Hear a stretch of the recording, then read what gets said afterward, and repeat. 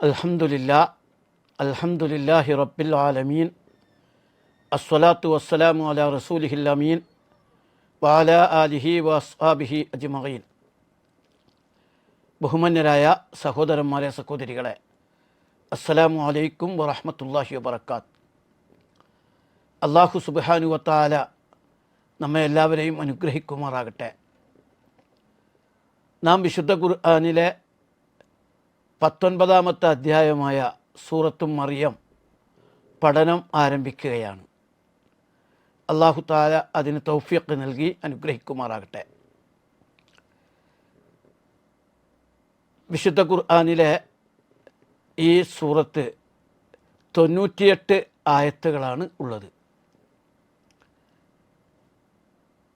വിശുദ്ധ ഖുർആനിൽ 19-ാമത്തെ അധ്യായമാണെങ്കിലും അവതരണക്രമത്തിൽ ഇത് 44-ാമത്തെ അധ്യായമായിട്ടാണ് പരിഗണിക്കപ്പെടാറ്. ഏകദേശം 6 റുക്വകളുള്ള ചെറിയ ആയത്തുകളുള്ള 96 ആയത്തുകളുള്ള സൂറത്താണ്. ഈ സൂറത്തുൽ ഫാത്തിറിനും താഹ സൂറത്തിനും ഇടക്ക് അവതീർണമായ സൂറത്തായി പരിഗണിക്കപ്പെടുന്നു. ഈ സൂറത്തിൻ്റെ പേര് മറിയം എന്നാണ്. വദുക്കുർ ഫിൽ കിതാബി മറിയം എന്ന തുടങ്ങുന്ന സൂക്തത്തിൽ നിന്ന് എടുക്കപ്പെട്ടതാണ് ഇതിൻ്റെ പേര്. ഹസ്രത്ത് മറിയമിൻ്റെ പേര് പരാമർശിക്കപ്പെട്ട സൂറ എന്നേ അതിനർത്ഥമുള്ളൂ. ഈ സൂറത്തിൽ 34 തവണ മറിയം എന്ന പേര്, വിശുദ്ധ ഖുർആനിൽ 34 തവണ മറിയം എന്ന പേര് വന്നിട്ടുണ്ട്. അതിൽ 11 തവണയും മറിയം എന്ന് പ്രത്യേകം തന്നെ വന്നതാണ്. ബാക്കി 23 തവണ ഇബ്നു മറിയം എന്ന മറിയമിൻ്റെ പുത്രൻ എന്നതിലേക്ക് ചേർത്ത് വന്നതാണ്. ഏറ്റവും കൂടുതൽ മറിയം എന്ന പേര് വന്നിട്ടുള്ളത് വിശുദ്ധ ഖുർആനിലെ മാഇദ സൂറത്തിലാണ്. ഈ സൂറത്തിൽ 3 തവണ മറിയം എന്ന പദം വന്നിട്ടുണ്ട്. ഒരു വനിതയുടെ, ഒരു സ്ത്രീയുടെ പേരിൽ അറിയപ്പെടുന്ന വിശുദ്ധ ഖുർആനിലെ ഒരേ ഒരു സൂറത്ത് മറിയമാണ്. അതേസമയം പുരുഷന്മാരായ പ്രവാചകന്മാരുടെ പേരിലൊക്കെ അല്ലാത്തവരുടെ പേരിലും ഖുർആനിൽ നിരവധി സൂറകളുണ്ട്. സൂറത്ത് ഇബ്രാഹിം, സൂറത്ത് ഹൂദ്, സൂറത്ത് യൂനുസ്, അതേപോലെ തന്നെ ഉള്ള സൂറത്തുകൾ. അത് നബിമാർക്ക് പുറമെ സൂറത്ത് ലുഖ്മാൻ, സൂറത്ത് നൂഹ്, ഇങ്ങനെ ഒരുപാട് സൂറത്തുകൾ, സൂറത്ത് മുഹമ്മദ് എന്നൊക്കെ പറയുന്ന വ്യത്യസ്ത പേരുകളിലുള്ള വ്യത്യസ്ത വ്യക്തികളുടെ, പ്രവാചകന്മാരുടെ പേരിൽ അറിയപ്പെടുന്ന സൂറത്തുകൾ വേറെയുമുണ്ട്. ഈ സൂറത്തിൻ്റെ അവതരണ കാലം, ഒരു സൂറത്ത് പഠിക്കുമ്പോൾ ഏത് ഘട്ടത്തിലാണ് ഇത് അവതരിച്ചത് എന്ന് നോക്കണം. ഇത് മക്കിയത്തായ സൂറയാണ്. മക്കിയത്ത് എന്ന് പറഞ്ഞാൽ ഹിജ്റക്ക് മുമ്പ് അവതീർണമായ സൂറത്താണ്. കാരണം ഹിജ്റക്ക് ശേഷം അവതീർണമായ സൂറത്തുകളെ മദനി സൂറ എന്ന് പറയാറുണ്ട്. 2 ഘട്ടങ്ങളിലും വ്യത്യസ്ത സാഹചര്യത്തിലാണ് ഖുർആനിക ആയത്തുകൾ അല്ലെങ്കിൽ വിശുദ്ധ ഖുർആൻ അവതീർണമായിട്ടുള്ളത്. അതുകൊണ്ട് ഓരോ സൂറത്ത് പഠിക്കുമ്പോഴും ഏത് സാഹചര്യത്തിലാണ് അത് അവതീർണമായത് എന്ന് പരിശോധിക്കപ്പെടേണ്ടതുണ്ട്. സൂറത്ത് മറിയം നുബുവത്തിൻ്റെ ഏകദേശം 4-ാമത്തെ വർഷം, 4-നും 5-നും ഇടയ്ക്കുള്ളൊരു ഘട്ടത്തിലാണ് അവതീർണമായത്. ആ സന്ദർഭം പഠിക്കുമ്പോഴാണ് ഈ സൂറത്തിലെ ആയത്തുകളുടെ ആശയം നമുക്ക് വളരെ കൃത്യമായി പഠിക്കാൻ കഴിയുക. അതായത് അബിസീനിയൻ ഹിജ്റക്ക് മുമ്പാണ് ഈ സൂറത്ത് അവതീർണമായിട്ടുള്ളത്. കാരണം അബിസീനിയൻ ഹിജ്റക്ക് പോയ ആളുകളുടെ പക്കൽ ഈ സൂറത്തുണ്ടായിരുന്നു. അവർ അബിസീനിയൻ രാജാവിൻ്റെ മുമ്പിൽ ജാഫർ ബിൻ അബി താലിബ് റളിയല്ലാഹു അൻഹു, അലി റളിയല്ലാഹുവിൻ്റെ സഹോദരൻ, ഈ സൂറത്തിൻ്റെ ആദ്യ ഭാഗം പാരായണം ചെയ്യുന്നുണ്ട്. അപ്പോൾ അടിസ്ഥാനത്തിൽ ഹിജ്റ അല്ലെങ്കിൽ അബിസീനിയൻ ഹിജ്റക്ക് മുമ്പ് അവതീർണമായ സൂറത്താണ് സൂറത്ത് മറിയം എന്ന് പൊതുവെ അംഗീകരിക്കപ്പെടുന്നതാണ്. ആ സന്ദർഭത്തിൽ ഇസ്ലാമിനെതിരെ കടുത്ത എതിർപ്പുകളും മർദ്ദനങ്ങളും പരിഹാസങ്ങളും ഒക്കെ കൊടുമ്പിരി കൊണ്ടൊരു ഘട്ടമായിരുന്നു. പുച്ഛം, പരിഹാസം, ഭീഷണി, പ്രലോഭനം, ആരോപണങ്ങൾ, ഇങ്ങനെ ഇസ്ലാമിക പ്രസ്ഥാനത്തെയും ഇസ്ലാമിക മുന്നേറ്റത്തെയും എല്ലാ അർത്ഥത്തിലും തടയാൻ മുശ്രിക്കുകൾ ശരിക്ക് ശ്രമിച്ചുകൊണ്ടിരുന്ന ഒരു ഘട്ടമായിരുന്നു. മാത്രമല്ല കുറേശ്ശെ ആളുകൾ ഇസ്ലാമിലേക്ക് വന്നുകൊണ്ടിരുന്നു. മിക്കവാറും ഗോത്രങ്ങളിൽ നിന്നും കുടുംബങ്ങളിൽ നിന്നൊക്കെ ഒന്നോ രണ്ടോ ആളുകളൊക്കെ ഇസ്ലാമിലേക്ക് വന്നിരുന്നു. ഖുറൈശ് നേതാക്കന്മാർ ഈ സന്ദർഭത്തിൽ വളരെ ക്രൂരമായ മർദ്ദന പീഡനങ്ങൾ അഴിച്ചുവിട്ടിരുന്നു.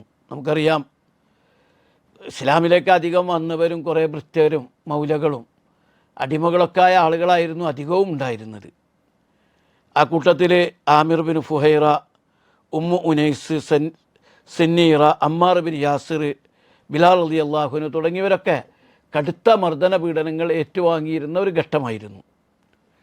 ഈ സന്ദർഭത്തിൽ നബി സല്ലല്ലാഹു അലൈഹി വസല്ലം തിരുമേനി സഹാബാക്കളോട് പറഞ്ഞു, നിങ്ങൾക്ക് ഇസ്ലാമികമായി ജീവിക്കാൻ പറ്റിയ നല്ല ഒരു പ്രദേശത്തേക്ക് പോകാം, അവിടെ ഇസ്ലാമിനെ വളർത്തുകയും നട്ടുവളർത്തുകയും ചെയ്യാം. ഇന്ന ബി അർദിൽ ഹബിഷത്തി മലിക്കൻ ലാ യുളമു ഇൻദഹു അഹദുൻ ഫത്ലഉ ഇലാ ബിലാദിഹി ഹത്താ യജഅലല്ലാഹു ലക്കും ഫർജൻ മിമ്മാ അൻതും ഫീഹി വ മഖ്റജ ഫഇന്നഹ അർളു സിദ്ഖ് എന്നാണ് റസൂൽ പറഞ്ഞത്. അതായത് അബിസീനിയയിൽ രാജാവ്, ഒരു രാജ്യമുണ്ട് അബിസീനിയ എന്ന് പറഞ്ഞ, അവിടുത്തെ രാജാവ് ലാ യുളമു ഇൻദഹു അഹദുൻ, അദ്ദേഹത്തിൻ്റെ അടുക്കൽ ഒരാളും അനീതി ചെയ്യപ്പെടുകയില്ല, ആക്രമിക്കപ്പെടുകയില്ല. അതുകൊണ്ട് നിങ്ങൾ അങ്ങോട്ട് പൊയ്ക്കൊള്ളുക, അല്ലാഹു തആല നിങ്ങൾക്കൊരു തുറവി തരും, ഒരു വഴി തുറന്നു തരും, അത് നന്മ നിറഞ്ഞ പ്രദേശമാണ് എന്ന് നബി സല്ലല്ലാഹു അലൈഹി വസല്ലം തിരുമേനി സഹാബാക്കളോട് പറഞ്ഞു. ഈ അടിസ്ഥാനത്തിൽ സഹാബാക്കൾ അബിസീനിയയിലേക്ക് ഇസ്ലാമിനെ പറിച്ചു നടാൻ തീരുമാനിച്ചു. ആദ്യം 15 പേരടങ്ങുന്ന ഒരു സംഘമാണ് പുറപ്പെട്ടത്. പക്ഷേ ഇവർ പോകുന്നത് തടയാനും ഇവരെ അതിൽ നിന്ന് പിന്തിരിപ്പിക്കാനും ഇവരെ എതിർക്കാനും മുശ്രിക്കുകൾ ആസൂത്രണം ചെയ്തു. മുസ്ലിമീങ്ങൾ ഷുഐബിയ കടൽ തീരത്തെ അല്ലെങ്കിൽ ഷുഐബിയ തുറമുഖത്തെ ലക്ഷ്യം വെച്ച് നീങ്ങുമ്പോഴേക്കും പുറകിൽ മുശ്രിക്ക് നേതാക്കളും പുറപ്പെട്ടു. ഭാഗ്യവശാൽ ഇവർ ഷുഐബിയ തുറമുഖത്ത് എത്തുമ്പോൾ ഒരു കപ്പലിങ്ങനെ പുറപ്പെടാൻ വേണ്ടി നിൽക്കുകയായിരുന്നു. അവർ ആ കപ്പലിലേക്ക് പെട്ടെന്ന് കയറുകയും കപ്പൽ പുറപ്പെടുകയും ചെയ്തു. അതോടുകൂടി മുശ്രിക്കുകൾക്ക് ഇവരെ പിടിക്കാൻ കഴിഞ്ഞില്ല. അങ്ങനെ ആദ്യമായി 15 അംഗ സംഘം അബിസീനിയയിലേക്ക് പോയി. പിന്നീട് 83 പുരുഷന്മാരും 11 സ്ത്രീകളും 7 ഖുറൈശികളല്ലാത്ത മുസ്ലിങ്ങളും അടക്കം ധാരാളം പേർ പല ഘട്ടങ്ങളിലായിട്ട് അബിസീനിയയിലേക്ക് പോയി. ഈ സന്ദർഭത്തിൽ ഈ ഹിജ്റ മക്കയിലെ മുശ്രിക്കുകളെ വല്ലാതെ വിറളി പിടിപ്പിച്ചു. അവർക്ക് വലിയ ആഘാതമുണ്ടാക്കി. തങ്ങളുടെ പ്രിയപ്പെട്ട പല ആളുകളും അവരുടെ കുടുംബത്തിൽപ്പെട്ട പല ആളുകളും ഈ സംഘത്തിൽ ഇസ്ലാമിലെ പ്രവേശിക്കുകയും രക്ഷപ്പെടുകയും ചെയ്തിട്ടുണ്ട്.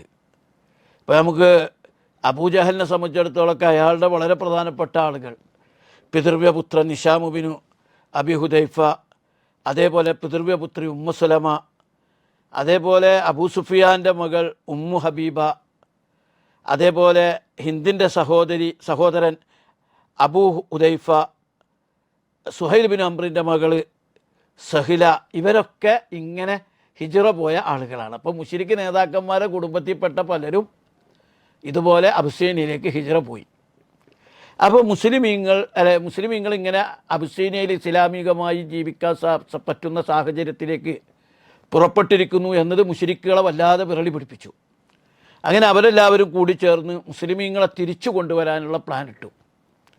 അങ്ങനെ അബ്ദുല്ലാഹിബ്നു റബീഹയെയും അംറുബിലാസ്, പിന്നീട് ഇസ്ലാം സ്വീകരിച്ച പ്രഗൽഭ സഹാബിയായ അംറുബിലാസ് റളിയല്ലാഹു അൻഹു, അന്ന് അദ്ദേഹം മുശ്രിക്കായിരുന്നു, അദ്ദേഹത്തെ രണ്ടുപേരെയും ചട്ടം കെട്ടി വിലപിടിപ്പുള്ള സാധനങ്ങളൊക്കെ ആയിട്ട് രാജാവിനെ കാണാനും മുസ്ലിമീങ്ങളെ തിരിച്ചു കൊണ്ടുവരാനും വേണ്ടി പറഞ്ഞു വിട്ടു.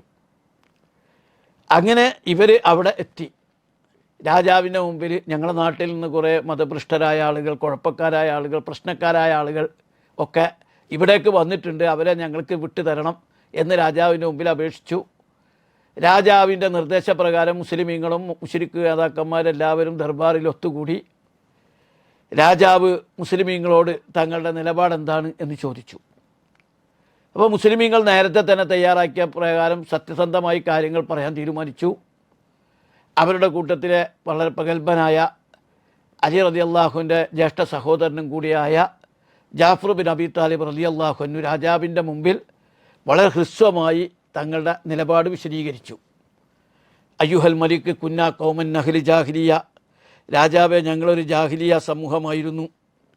നഅ്ബുദുൽ അസ്നാമ വനഅ്കുലുൽ മൈത്തത്ത് വനഅത്തിൽ ഫവാഹിഷ വനഖ്തഉൽ അർഹാം എന്ന് പറഞ്ഞിട്ട് ഇങ്ങനെ പറഞ്ഞു. ഞങ്ങൾ ബിംബാരാധന നടത്തിയിരുന്നു, ശവങ്ങൾ തിന്നിരുന്നു, എല്ലാ തെറ്റുകളും തിന്മകളും ഞങ്ങൾ ചെയ്തിരുന്നു, കുടുംബ ബന്ധം മുറിച്ചിരുന്നു. അങ്ങനെ ഞങ്ങളുടെ കൂട്ടത്തിൽ ഒരു പ്രവാചകൻ കടന്നു വന്നു. ആ പ്രവാചകൻ്റെ കുടുംബത്തെക്കുറിച്ചും സത്യസന്ധതയെക്കുറിച്ചും ഞങ്ങൾക്ക് നന്നായി അറിയാം. അദ്ദേഹം ഞങ്ങളെ നല്ലതിലേക്ക് ക്ഷണിച്ചു. അങ്ങനെ ഞങ്ങൾ ഇസ്ലാമികമായ ഘടനയിലേക്ക് വന്നു എന്ന് വളരെ സുന്ദരമായി ഹ്രസ്വമായി ജാഫർ ഇബ്നു അബീ താലിബ് റളിയല്ലാഹു അൻഹു റസൂലുള്ളാഹിയുടെ മുമ്പിൽ അവതരിപ്പിച്ചു. ഈ സന്ദർഭത്തിൽ രാജാവിന് അത് വല്ലാതെ സന്തോഷകരമായ ഘടനയിൽ അനുഭവപ്പെട്ടു. കാലൻ നജാശി ചോദിച്ചു, ഹൽ മാക്ക മിമ്മ ജാ ബിഹി അനില്ലാഹി മിൻ ഷൈ, അള്ളാഹുവിൽ നിന്ന് അവതീർണമായ വല്ല സംഗതിയും നിങ്ങളുടെ പക്കലുണ്ടോ എന്ന് ചോദിക്കുന്നു. ഫക്കാല ലഹു ജാഫർ, അപ്പോൾ ജാഫർ റളിയല്ലാഹു പറഞ്ഞു, ഞാൻ ഉണ്ട്. ഫക്കാല ലഹു നജാശി ഫഖ്റഹ്, എങ്കിൽ ഓത്, പാരായണം ചെയ്യ്. ഫഖറ അലൈഹി സദറും മിൻ കാഫ് ഹാ യാ ഇൻ സാദ്. ആ സൂറത്തു മറിയമിൻ്റെ ആദ്യ ഭാഗം ജാഫർ റളിയല്ലാഹു അൻഹു പാരായണം ചെയ്തു. ഫബക്ക, അത് കേട്ടപ്പോൾ രാജാവിന് കരച്ചിൽ വന്നുപോയി. ഈ സന്ദർഭത്തിൽ നജാശി രാജാവ് പറഞ്ഞു, ഈസാ അലൈഹിസ്സലാമും ഈ ദൂതനും ഒരേ പ്രകാശധാരയിൽ നിന്നാണ് പുറപ്പെടുന്നത്. ഖുറൈശി ദൂതരെ, നിങ്ങൾക്ക് പോകാം, ഇവരെ ഞാൻ നിങ്ങൾക്കൊരിക്കലും ഏൽപ്പിച്ചു തരില്ല എന്ന് പറയുകയുണ്ടായി. പക്ഷേ പിറ്റത്തെ ദിവസം മുശ്രിക്കുകൾ വീണ്ടും കൂടിയിട്ട് രാജാവിൻ്റെ മുമ്പിൽ വന്നിട്ട് പറഞ്ഞു, അദ്ദേഹം ക്രിസ്ത്യാനിയാണ്, സത്യക്രിസ്ത്യാനിയാണ്, ഈസാ നബി അലൈഹി ഇസ്ലാമിൽ വിശ്വസിച്ചിരുന്ന ആളാണ്. അദ്ദേഹം പറഞ്ഞു, അവർ ചെന്ന് പറഞ്ഞു, ഈ മുസ്ലിമീങ്ങൾ ഈസാ അലൈഹി ഇസ്ലാമിനെ വളരെ മോശമായിട്ടാണ് കാണുന്നത്, അദ്ദേഹത്തെ ദൈവപുത്രനായിട്ടോ ദൈവമായിട്ടോ പരിഗണിക്കുന്നില്ല. ഈ സന്ദർഭത്തിൽ വീണ്ടും നജാശി രാജാവ് മുസ്ലിങ്ങളെ വിളിപ്പിക്കുകയുണ്ടായി.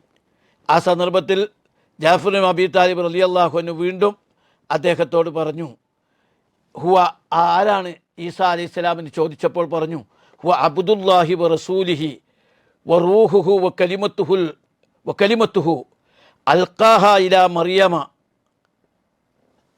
അദ്ദേഹം അള്ളാഹുവിൻ്റെ ദൂതനും ദാസനും അള്ളാഹുവിങ്കൽ നിന്ന് നിക്ഷേപിക്കപ്പെട്ട ആത്മാവും ഒരു വചനവുമാകുന്നു എന്ന് പറയുകയാണ് ചെയ്തത്.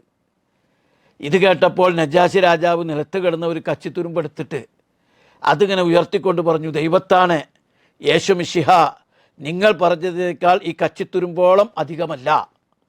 അനന്തരം ഖുറൈശി നേതാക്കളെ തിരിച്ചയച്ചു. അവർ കൊണ്ടുവന്ന സാധനങ്ങളൊക്കെ അവർക്ക് തിരിച്ചു കൊടുത്തിട്ട് പറഞ്ഞു, ഞാൻ കൈക്കൂലി വാങ്ങാറില്ല എന്ന് പറഞ്ഞ് തിരിച്ചയച്ചു. ഞാൻ ഈ സംഭവം പറഞ്ഞതെന്താണെന്ന് പറഞ്ഞാൽ, ഇത് മനസ്സിലാക്കേണ്ടതുണ്ട്. ഈ സൂറത്തിൻ്റെ പ്രസക്തി അതിൽ നിന്ന് വ്യക്തമാണ്. ശരിക്ക് ഈ സൂറത്തിൻ്റെ ഉള്ളടക്കത്തിൽ അതിലൂടെ ക്രൈസ്തവ സമൂഹത്തോടും അഹ്ലു കിതാബുകളോടും ഉള്ള ഒരു ചർച്ചയും സംവാദവും ഈ സൂറത്തിൻ്റെ ഉള്ളടക്കത്തിൽപ്പെട്ടതാണ്. ഈ സൂറത്ത് സവിശേഷമായ പ്രത്യേകതകളുള്ള സൂറത്താണ്. കാരണം ഈ സൂറത്തിൽ മുൻകാല സമൂഹങ്ങളുടെ ചരിത്രങ്ങൾ പറയുന്നുണ്ട്. ജക്കരിയായുടെ പ്രാർത്ഥനയെ തുടർന്നുണ്ടായ യഹ്യാ നബിയുടെ ജനനത്തെക്കുറിച്ച് പറഞ്ഞുകൊണ്ടാണ് ഈ സൂറത്ത് ആരംഭിക്കുന്നത്. തുടർന്ന് കന്യാമറിയത്തിൻ്റെ അമാനുഷിക ഗർഭവും ഈസാ നബിയുടെ ജനനവും പരാമർശിക്കുന്നുണ്ട്. ഇബ്രാഹിം, മൂസ, ഇസ്ഹാഖ്, യാക്കൂബ്, ഇസ്മായിൽ, ഇദ്രീസ് തുടങ്ങിയ പ്രവാചകന്മാരെക്കുറിച്ച് പറയുന്നുണ്ട്. ഈ പരാമർശങ്ങളിലൂടെ യഹൂദർ കന്യാമറിയത്തിൻ്റെ പേരിൽ പ്രചരിപ്പിച്ച അപവാദങ്ങളെ നിഷേധിക്കുകയും അവരുടെ മഹത്വത്തെയും ചാരിത്രശുദ്ധിയെയും വാഴ്ത്തുകയും ചെയ്യുന്നുണ്ട്. ഈസാ അലൈഹി ഇസ്ലാമിനെ കുറിച്ച് യഹൂദർ പ്രചരിപ്പിച്ച ദുർവാദങ്ങളെയും ഒപ്പം ക്രൈസ്തവർ അദ്ദേഹത്തിൽ ആരോപിക്കുന്ന ദിവ്യത്വത്തെയും നിഷേധിച്ചുകൊണ്ട് ശരിയായ ഒരു നിലപാട് ഈ സൂറത്ത് വിശദീകരിക്കുകയാണ് ചെയ്യുന്നത്. യഹൂദന്മാർ വളരെ മോശമായിട്ട് കന്യാമറിയത്തെയും ഈസാ അലൈഹി ഇസ്ലാമിനെയും വിശദീകരിക്കുമ്പോൾ ക്രൈസ്തവർ ചിലർ ഈസാ അലൈഹി ഇസ്ലാമിന് ദിവ്യത്വം കൽപ്പിക്കുന്നു. ഇതിൻ്റെ രണ്ടിൻ്റെയും ഇടയിൽ ഈസാ അലൈഹി ഇസ്ലാമിൻ്റെയും കന്യാമറിയത്തിൻ്റെയും ശരിയായ ചിത്രം അതാണ് ഈ സൂറത്തിലൂടെ പ്രതിപാദിക്കുന്നത്. ഈ സൂറത്തിൽ ഏകദേശം 12 നബിമാരുടെ പേരുകൾ ഈ സൂറത്തിൽ പരാമർശിക്കുന്നുണ്ട്. അള്ളാഹു എന്ന് 8 തവണ ഈ സൂറത്തിൽ വന്നിട്ടുണ്ട്. 16 തവണ റഹ്മാൻ എന്നീ സൂറത്തിൽ പറയുന്നു. 4 വട്ടം റഹ്മത്ത് എന്നും പറയുന്നു. അഥവാ ആ അക്രമപീഡനങ്ങൾ കൊടുമ്പിരി കൊണ്ട ഘട്ടത്തിൽ മുസ്ലിമീങ്ങൾക്ക് ഈ സൂറത്ത് കാരുണ്യത്തിൻ്റെയും അതേപോലെ തന്നെ സഹനത്തിൻ്റെയും ഒരു ആയത്തുകളായിട്ട് അവരുടെ മേൽ അവതരിപ്പിക്കപ്പെടുകയാണ് ചെയ്യുന്നത്. അതുകൊണ്ടാണ് റഹ്മാനെക്കുറിച്ച് ഇതിലേറെ സൂചിപ്പിക്കുന്നത് എന്ന് മുഫസ്സിറുകൾ വിശദീകരിക്കുന്നുണ്ട്. ഈ സൂറത്തിൽ 3 സംഭവങ്ങൾ വിശദീകരിക്കുന്നുണ്ട്. ഒന്ന് സക്കരിയക്ക് വാർദ്ധക്യത്തിൽ കുഞ്ഞ് ലഭിച്ചതിനെക്കുറിച്ച്, അതേപോലെ പിതാവില്ലാതെ ഈസാ അലൈഹിസ്സലാം ജനിച്ചതിനെക്കുറിച്ച്, അതേപോലെ ഈസാ നബി തൊട്ടിലിൽ സംസാരിച്ചതിനെക്കുറിച്ചൊക്കെ ഈ സൂറത്തിൽ വിശദീകരിക്കുന്നുണ്ട്. ഞാൻ ആമുഖം എന്ന നിലക്ക് കുറച്ച് കാര്യങ്ങൾ നമ്മളിതിനെ മനസ്സിലാക്കേണ്ടതാണ്. ഇനി നമുക്ക് ആയത്തുകളിലൂടെ ഇതിൻ്റെ ഉള്ളടക്കമൊക്കെ അതിലൂടെ നമുക്ക് സഞ്ചരിക്കുമ്പോൾ കൂടുതൽ മനസ്സിലാവും. ആദ്യം നമുക്കതൊന്ന് പാരായണം ചെയ്യാം. അഊദു ബില്ലാഹി മിനശ് ശൈത്വാനിർ റജീം. ബിസ്മില്ലാഹിർ റഹ്മാനിർ റഹീം. കാഫ് ഹാ യാ ഐൻ സാദ്. ذكر رحمة ربك عبده زكريا إذ نادى ربه نداء خفيا قال رب إني وهن العظم مني واستعل الرأس شيبا ولم أكن بدعائك رب شقيا وإني خفت الموالي من ورائي وكانت امرأتي عاقرا وهب لي من لدنك وليا يرثني ويرث من آل يعقوب واجعله رب رضيا. ആദ്യത്തെ ആയത്ത് ആരംഭിക്കുന്നത് കാഫ് ഹാ യാ ഐൻ സ്വാദ് എന്ന് പറഞ്ഞുകൊണ്ടാണ്. ഇതിനെ നമ്മൾ അറിയാം, ഹുറൂഫുൽ മുഖത്ത എന്നാണ് ഇതിന് വിശേഷിപ്പിക്കാറ്. കേവലാക്ഷരങ്ങൾ അഥവാ വെറും അക്ഷരങ്ങൾ എന്നർത്ഥത്തിലാണ്. വിശുദ്ധ ഖുർആനിലെ 29 സൂറത്തുകളുടെ തുടക്കത്തിൽ ഇതുപോലെ കേവലാക്ഷരങ്ങൾ പ്രയോഗിക്കപ്പെട്ടിട്ടുണ്ട്. അറബിയിൽ 28 അക്ഷരങ്ങളാണ് ഉള്ളത്. അതിൽ 14 അക്ഷരങ്ങൾ ഇങ്ങനെ ഹുറൂഫുൽ മുഖത്ത ആയിട്ട് വന്നിട്ടുണ്ട്. 5 രീതിയിലാണ് വിശുദ്ധ ഖുർആനിൽ ഇങ്ങനെ വന്നിട്ടുള്ളത്. ചിലത് ഒറ്റ അക്ഷരമായിട്ട് ഖാഫ് നൂൻ, ചിലത് 2 അക്ഷരമായിട്ട് യാസീൻ താഹ, ചിലത് 3 അക്ഷരമായിട്ട് അലിഫ് ലാം മീം അലിഫ് ലാം റാ, ചിലത് 4 അക്ഷരമായിട്ട് അലിഫ് ലാം മീം റാ അലിഫ് ലാം മീം സ്വാദ്, ചിലത് 5 അക്ഷരമായിട്ട് അതിൽപ്പെട്ടതാണ് കാഫ് ഹാ യാ ഐൻ സ്വാദ്, വേറൊന്ന് ഹാ മീം ഐൻ സീൻ ഖാഫ്. ഇങ്ങനെ 5 രീതിയിൽ ഈ ഹുറൂഫുൽ മുഖത്ത കാണാം. ഇതുകൊണ്ട് എന്താണ് അർത്ഥമാക്കിയത് എന്ന് കൃത്യമായി വ്യക്തമല്ല. അല്ലാഹു ആലം എന്ന് പറയലാണ് ഏറ്റവും നല്ലത്. കാരണം ഇത് സാധാരണ ആ കാലഘട്ടങ്ങളിലൊക്കെ ഉള്ള ഇത്തരം പൗരാണിക ഗ്രന്ഥങ്ങളിലൊക്കെ ഇങ്ങനെയുള്ള അക്ഷരപ്രയോഗങ്ങൾ ഉണ്ടായിരുന്നു. അതുകൊണ്ട് എന്താണിത് എന്ന് പ്രത്യേകം ചോദിക്കപ്പെട്ടിട്ടുമില്ല, അതിന് മറുപടികൾ ലഭിക്കപ്പെട്ടിട്ടുമില്ല.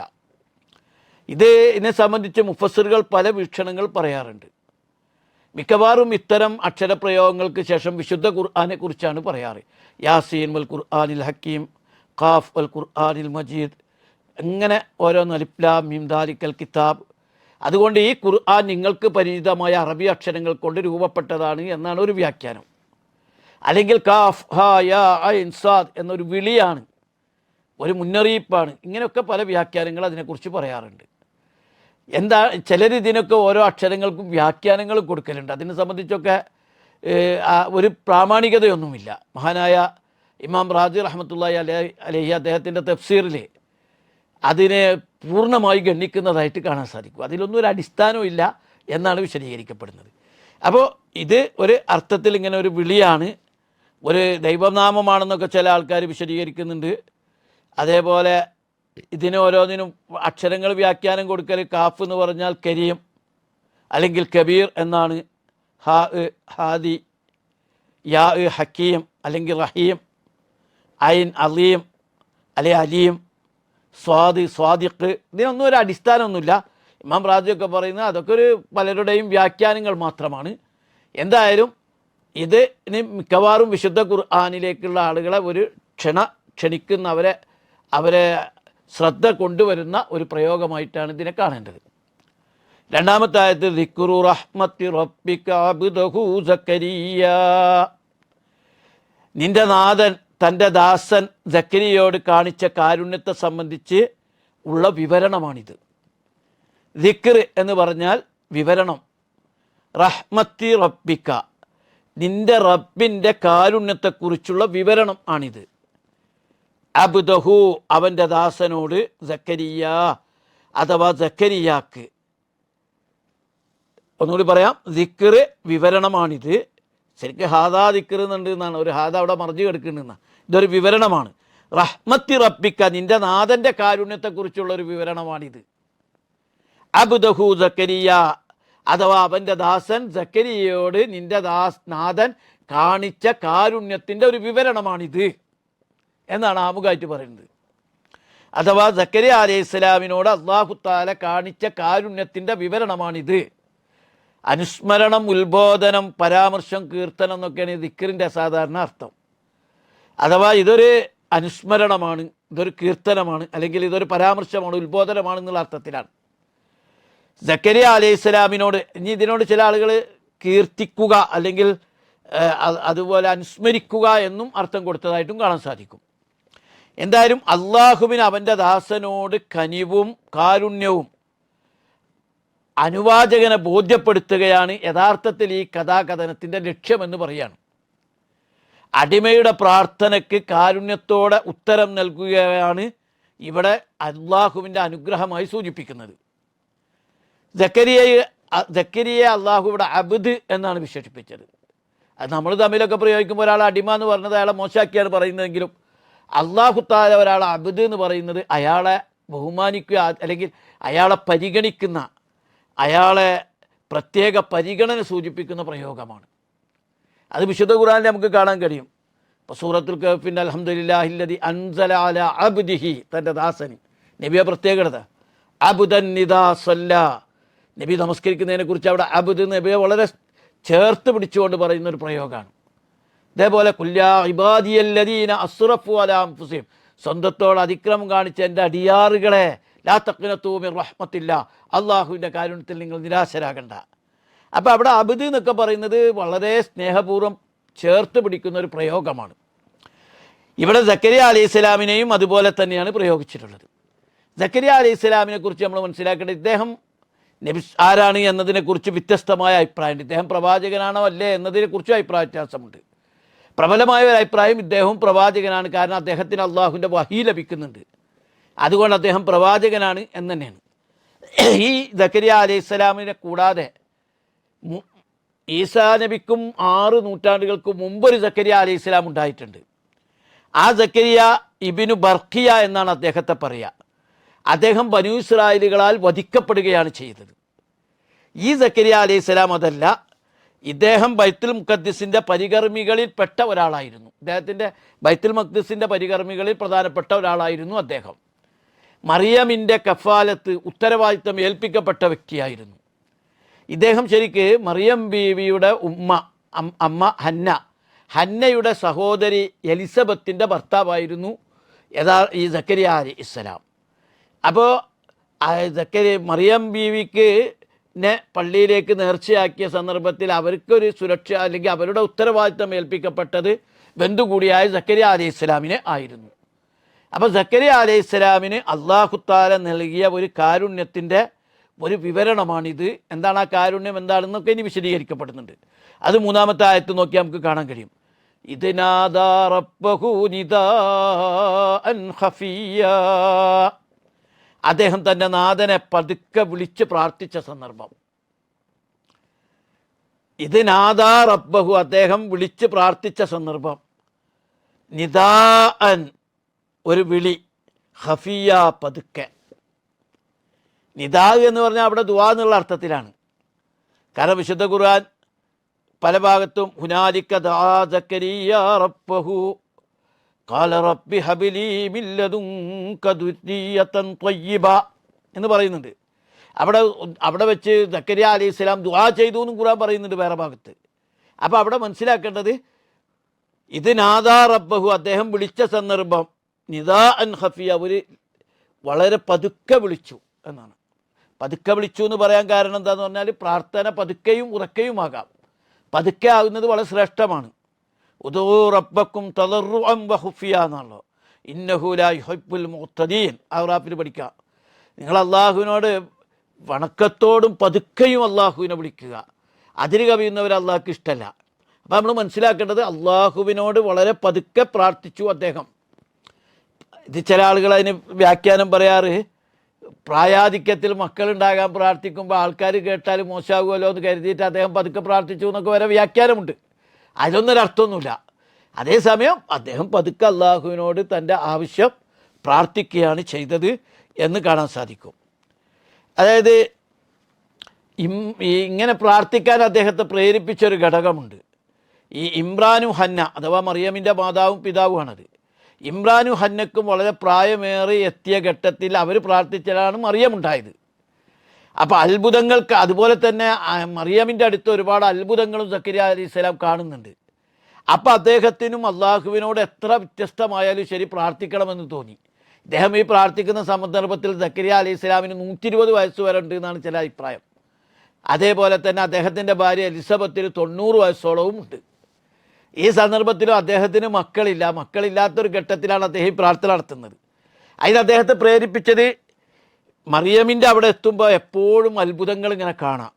കുല്ലമാ ദഖല അലൈഹാ സക്കരിയൽ മിഹ്റാബ വജദ ഇൻദഹാ റിസ്ഖാ ഖാല യാ മറിയമു അന്നാ ലക്കി ഹാദാ ഖാലത് ഹുവ മിൻ ഇൻദില്ലാഹ് ഇന്നല്ലാഹ യർസുഖു മൻ യശാഉ ബിഗൈരി ഹിസാബ്. അങ്ങനെ എപ്പോൾ സക്കരിയ അലൈഹിസ്സലാം മറിയം ബീവിയുടെ അടുക്കൽ ചെല്ലുമ്പോൾ അവരുടെ അടുക്കൽ ഭക്ഷണം കാണാം. ഇത് എവിടുന്ന് ചോദിച്ചത് അള്ളാഹുവിൻ്റെ പക്കൽ നിന്നാണ് എന്നാണ് മറുപടി കിട്ടുന്നത്. അപ്പോൾ ഇതിൽ നിന്നും സക്കരിയ അലൈഹിസ്സലാമിന് അള്ളാഹിനോട് പതുക്കെ പ്രാർത്ഥിക്കണമെന്ന മനസ്സ് വന്നു. ഇനി എന്താ പ്രാർത്ഥന? ഖാല റബ്ബി ഇന്നി വഹനൽ അളുമു മിന്നി വസ്തഅല റഅസു ശൈബാ വലം അകും ബിദുആഇക റബ്ബി ശഖിയ്യാ. ഖാല അദ്ദേഹം പറഞ്ഞു, റബ്ബി എൻ്റെ രക്ഷിതാവേ, ഇന്നി നിശ്ചയമായും ഞാൻ വഹന് ദുർബലമായിരിക്കുന്നു. അൽ അളുമ് എന്ന് പറഞ്ഞാൽ എല്ലുകൾ, ഇളാമ് എന്നതിൻ്റെ ബഹുവചനമാണ് അളുമ്, എല്ലുകൾ. മിന്നി എന്നിലുള്ള എല്ലുകൾ ദുർബലമായിരിക്കുന്നു. വസ്താല വെട്ടിത്തിളങ്ങുന്നു അല്ലെങ്കിൽ കത്തിത്തിളങ്ങുന്നു. റഅസ് തല, ശൈബ നരയാൽ എൻ്റെ തല ഇങ്ങനെ വെട്ടിത്തിളങ്ങുകയാണ്. അതുകൊണ്ട് വലമ്മക്കു ഞാനായിട്ടില്ല ബിദുആയിക നിന്നോടുള്ള പ്രാർത്ഥനയിൽ റബ്ബി എൻ്റെ നാഥാ ശഖിയ്യ ഭാഗ്യം കെട്ടവനായിട്ടില്ല, എനിക്കങ്ങനെ നിരാശയൊന്നും വന്നിട്ടില്ല. അതുകൊണ്ട് അദ്ദേഹം പറയാണ് അദ്ദേഹം പറഞ്ഞു, റബ്ബി എൻ്റെ രക്ഷിതാവേ, ഇന്നി വഹനൽ അളുമു മിന്നി എന്നിലുള്ള എല്ലുകൾ ദുർബലമായിരിക്കുന്നു. വസ്തഅല റഅസു ശൈബ എൻ്റെ തല നിരയാൽ വെട്ടിത്തിളങ്ങുന്നു, കത്തിത്തിളങ്ങുകയും ചെയ്തിരിക്കുന്നു. വലന്നക്കു ഞാനായിട്ടില്ല ബിദുആയിക നിന്നോടുള്ള പ്രാർത്ഥനയിൽ റബ്ബി എൻ്റെ നാഥാ ശഖിയ്യാ ഞാൻ നിരാശനായിട്ടില്ല, ഭാഗ്യം കെട്ടവനായിട്ടില്ല. അപ്പോൾ എന്ന് പറഞ്ഞാൽ എല്ലുകൾ ദുർബലമായി തന്നെ പ്രായം 30 വയസ്സാകുമ്പോൾ സ്വാഭാവികമായിട്ട് എല്ലുകളൊക്കെ ദുർബലമായി, തലയൊക്കെ നരച്ച് വളരെ ശാരീരികമായ ബലഹീനതകൾ അദ്ദേഹം അള്ളാഹുവിൻ്റെ മുമ്പിൽ വെക്കുകയാണ്. പക്ഷേ ഈ ബലഹീനതകൾ ഒന്നൊക്കെ ഉണ്ടെങ്കിലും പടച്ചോനോട് ചോദിക്കാൻ പറ്റുമോ ഇല്ല എന്നൊന്നും ഞാൻ വിചാരിക്കുന്നില്ല. എനിക്ക് അള്ളാഹുവിൽ പ്രതീക്ഷയുണ്ട്. ഞാൻ ഒരിക്കലും നിന്നോടുള്ള പ്രാർത്ഥനയിൽ നിർഭാഗ്യവാനല്ലേ, അതിൽ നിരാശനല്ല എന്ന് പറയുകയാണ്. എന്നിട്ട് വീണ്ടും അദ്ദേഹം പറയുകയാണ് 5-ാമത്തെ ആയത്തിൽ, ഒക്കെ ഒരേതായതുകൊണ്ടാണ് ചേർത്ത് പറയുന്നത്. وإني خفت الموالي من ورائي وكانت امرأتي عاقرا فهب لي من لدنك وليا. وإني നിശ്ചയമായും ഞാൻ ഖിഫ്തു ഖാഫ ഭയപ്പെട്ടു, ഖിഫ്തു ഞാൻ ഭയപ്പെട്ടു, അൽ മവാലി മവാലിയാണ് മൗല മവാലി എന്ന് പറഞ്ഞാൽ ബന്ധുക്കളെ, മിൻ വറായി എൻ്റെ പിറകെയുള്ള എൻ്റെ ബന്ധുക്കളെ കാര്യത്തിൽ ഞാൻ ഭയപ്പെടുന്നു. വക്കാനത്ത് ആയിരിക്കുന്നു ഇമ്രഅത്തി എൻ്റെ ഭാര്യ ആഖിറ വന്ധ്യയായിരിക്കുന്നു. ഫഹബിലി അതുകൊണ്ട് എനിക്ക് നീ ദാനമായി നൽകണമേ, മില്ലതുങ്ക നിൻ്റെ പക്കൽ നിന്ന് വലിയ ഒരു ബന്ധുവിനെ. നിൻ്റെ പക്കൽ നിന്നൊരു ബന്ധുവിനെ എനിക്ക് എനിക്ക് ശേഷമുള്ള ബന്ധുവിൻ്റെ കാര്യത്തിൽ ഞാൻ ഭയപ്പെടുന്നുണ്ട്. എൻ്റെ ഭാര്യയാണെങ്കിൽ വന്ധ്യയാണ്. പക്ഷേ ഞാൻ നിന്നിൽ നിന്നും ഒരു ബന്ധുവിനെ ദാനമായി കിട്ടണമെന്ന് ആവശ്യപ്പെടുകയാണ്. വൈന്നി ഹിപ്തുൽ മബാദിയ, എൻ്റെ ബന്ധുക്കളുടെ കാര്യത്തിൽ ഞാൻ ഭയപ്പെടുന്നു. മിമ്പറായി, എനിക്ക് ശേഷമുള്ള. വക്കാനത്തിമ്രാത്തി ആക്കിറ, എൻ്റെ ഭാര്യയാണെങ്കിൽ വന്ധ്യയാണ്. ഫഹബിലി മില്ലതുങ്ക, നിൻ്റെ പക്കൽ നിന്ന് എനിക്ക് നീ നൽകണമേ, വലിയ ഒരു ബന്ധുവിനെ നൽകണമേ എന്ന് പ്രാർത്ഥിക്കുകയാണ്. ഈ പ്രാർത്ഥനയുടെ മറ്റൊരു വിശദീകരണമാണ് നേരത്തെ ഞാൻ സൂചിപ്പിച്ച. അദ്ദേഹം പറഞ്ഞ ഹുനാലിക ദാ സക്കരിയ റബ്ബഹു ഖാല റബ്ബി ഹബിലി മില്ലതുങ്ക ദുരിയത്തൻ ത്വയ്യിബ, എനിക്കൊരു നല്ല വിശുദ്ധയായൊരു തലമുറയെ, മക്കളെ തരണേ എന്നാണ് അദ്ദേഹം പ്രാർത്ഥിച്ചത്. വയസ്സ് 120 ആയിരിക്കണം, ഭാര്യയ്ക്ക് 90 ആയിരിക്കണം, അവർ ആക്കിറാണ്, അവർ ബന്ദിയാണ്. എങ്കിലും പ്രാർത്ഥനയിൽ ഒരു നിരാശയില്ല. ഞാൻ റബ്ബേ നിന്നോട് ഇതാ ഞാൻ പ്രാർത്ഥിക്കുന്നു, എൻ്റെ എല്ലുകളൊക്കെ ഒരുമിച്ചിരിക്കണ്, എല്ലുകളൊക്കെ ദ്രവിച്ചു തുടങ്ങി, എനിക്ക് പ്രായാധിക്യം വല്ലാതെ ആയിക്കണ്. പക്ഷേ നിന്നോടുള്ള പ്രാർത്ഥനയിൽ ഞാൻ ഒരിക്കലും ശക്കിയല്ല. അതുകൊണ്ട് എനിക്ക് ശേഷം ഒരു നല്ല തലമുറയെ കിട്ടണം എന്ന് തന്നെ അദ്ദേഹം പറയുകയാണ്. അതിൻ്റെ വിശദീകരണമാണ് 6-ാമത്തെ കൂടി പഠിച്ചാൽ മനസ്സിലാവും. യരിസുനി വയരിസു മിന്നാലി യാക്കൂബ് വജഅൽഹു റബ്ബി റളിയാ. യരിസുനി, എനിക്ക് അവൻ അനന്തരാവകാശിയായിരിക്കും. അങ്ങനെ തരുന്ന ആൾ എനിക്ക് അനന്തരാവകാശിയായിരിക്കും. വയരിസു മിന്നാലി യാക്കൂബ്, യാക്കൂബിൻ്റെ കുടുംബത്തിൻ്റെയും അനന്തരാവകാശിയായിരിക്കും. വജഅൽഹു, നീ അവനെ ആക്കണേ, റബ്ബി എൻ്റെ നാഥ, റളിയ, ഏവർക്കും തൃപ്തിപ്പെട്ടവനാക്കണേ. പ്രാർത്ഥന ഒന്നും കൂടി വ്യക്താക്കുകയാണ്. യരിസുനി, അവൻ എനിക്ക് അനന്തരാവകാശിയായിരിക്കും. യരിസു മിന്നാലി യാക്കൂബ്, യാക്കൂബിൻ്റെ തലമുറകൾക്ക്, കുടുംബത്തിനും ഒരു അനന്തരാവകാശിയായിരിക്കും. കാരണം യാക്കൂബ് നബിയുടെ കുടുംബ പരമ്പരയിലൂടെ വന്ന ആൾ തന്നെയാണ് സക്കരിയ അലൈഹിസ്സലാം. അപ്പോൾ ഒരു നല്ല തലമുറയെ എനിക്ക് കിട്ടും. വജഅൽഹു, നീ അവനെ ആക്കണേ, റബ്ബി എൻ്റെ രക്ഷിതാവേ, റളിയ, ഏവർക്കും തൃപ്തിപ്പെട്ടവനാക്കി നീ മാറ്റണേ എന്ന് പ്രാർത്ഥിക്കുകയാണ്. അപ്പോൾ ഇവിടെ എനിക്കൊരു അനന്തരാവകാശിയെ തരണേന്ന് പറഞ്ഞത് തനിക്ക് സ്വത്തും മുതലൊക്കെ സൂക്ഷിക്കാൻ വേണ്ട ഒരു അനന്തരാവകാശി എന്ന അർത്ഥത്തിലല്ല. പകരം താൻ ഏറ്റെടുത്ത ദൗത്യം മറ്റുള്ളവരിലേക്ക് എത്തിക്കാനും തൻ്റെ ദൗത്യം ഏറ്റെടുക്കാനും പറ്റുന്ന ഒരു അനന്തരാവകാശി. അമ്പിയാക്കന്മാർ സാമ്പത്തികമായ അനന്തരം എടുക്കൂല എന്നാണ്. ഇന്നൻ നബിയ ലാ യൂറസ്, നബിമാരൊന്നും അനന്തരാവകാശം എടുക്കൂല. നഹ്നു മആശിറൽ അംബിയാ ലാ നൂറസ്, ഞങ്ങൾ അമ്പിയാക്കന്മാരെ സമൂഹം ഒരിക്കലും അനന്തര സ്വത്തുകൾ കൊടുക്കൂല എന്നാണ്. അനന്തര സ്വത്തൊക്കെ സദക്കയാണ് അവരുടെ. അപ്പോൾ സക്കരിയ അലൈഹിസ്സലാം തൻ്റെ മകൻ്റെ കാര്യത്തിൽ ഒരു അനന്തരാവകാശി വേണമെന്ന് പറഞ്ഞത് തൻ്റെ ദൗത്യം തുടർന്ന് ഏറ്റെടുക്കുന്ന, ഇസ്ലാമിനെ പ്രബോധനം ചെയ്യാൻ കഴിയുന്ന, പാരമ്പര്യത്തിലൊരു പ്രവാചകന്മാർ ഒരാളെ, പഠിച്ചവനെ ഞങ്ങൾ അങ്ങനെ ഉത്തരവാദിത്തം ഏറ്റെടുക്കാൻ കഴിയുന്ന ഒരാളെ തരണേ എന്നാണ് ആവശ്യപ്പെട്ടത്. നബിയെ തരണേ എന്നല്ല ആവശ്യപ്പെട്ടത്. പകരം തനിക്ക് നല്ലൊരു സന്താനത്തെ, ആളുകൾക്കൊക്കെ തൃപ്തി തോന്നുന്ന, തൻ്റെ പാരമ്പര്യം നിലനിർത്താൻ കഴിയുന്ന ഒരു സന്താനത്തെ തരണേ എന്നാണ് യാക്കൂബ് നബി സക്കരിയ അലൈഹിസ്സലാം പ്രാർത്ഥിച്ചത്. അപ്പോൾ നമ്മൾ ഇനി ഇൻഷാ അല്ലാഹ് അതിൻ്റെ ബാക്കി ഇങ്ങനെ വരുമ്പോൾ കൂടുതൽ കാര്യങ്ങൾ മനസ്സിലാവും. അല്ലാഹു സുബ്ഹാനഹു വ തആല നമ്മെ എല്ലാവരെയും അനുഗ്രഹിക്കുമാറാകട്ടെ. കൂടുതൽ പഠിക്കാനും കാര്യങ്ങൾ മനസ്സിലാക്കാനും അല്ലാഹു നമ്മളെ തുണക്കുമാറാകട്ടെ. അല്ലാഹുമ്മ ജഅലിൽ ഖുർആന ലിഖുലൂബിനാ ളിയാഅ വലിഅബ്സാരിനാ ജലാഅ വലിഅസ്ഖാമിനാ ദവാഅ വലിദുനൂബിനാ മുമഖിസ വഅനിന്നാരി മുഖദ്ദിസ വആഖിറു ദഅവാന അൽഹംദുലില്ലാഹി റബ്ബിൽ ആലമീൻ. അസ്സലാമു അലൈക്കും വറഹ്മത്തുള്ളാഹി വബറകാതുഹു.